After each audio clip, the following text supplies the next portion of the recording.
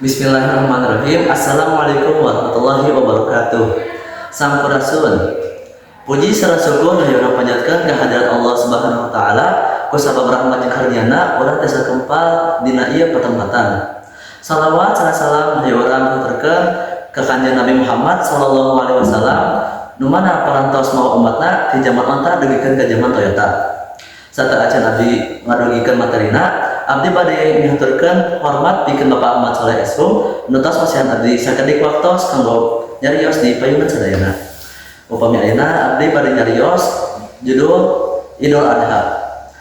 Teu karasa tos sakrabdi urang bakal tempang di sareng Idul Adha.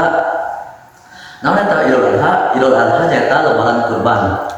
Dina poe ieu umat Islam bakal ngalaksanakeun salat Idul Adha, mencit satu korban, ngabagikan daging korbanna sareng silaturahmi sareng kalorgi atawa tetanggi.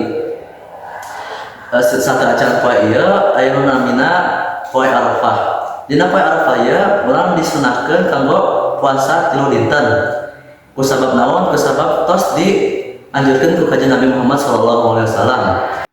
Dina poe ieu urang tiasa nyanda makna ikhlas jeung daek berkorban pikeun leuwih penting sareng paribasa ge naon nu disebar eta nu dipanen. Paribasa ieu teh ngandung makna yen sagala pangorbanan jeung kahirupan bakal aya ganjaranna. Idul Adha teh mangrupikeun poe raya nu agung nu ngajarkeun urang ikhlas, takwa jeung pangorbanan. Sakituna tiasa abdi carioskeun hapunten aya bilih aya kelepatan atur nuhun kasadayana. Assalamualaikum warahmatullahi wabarakatuh.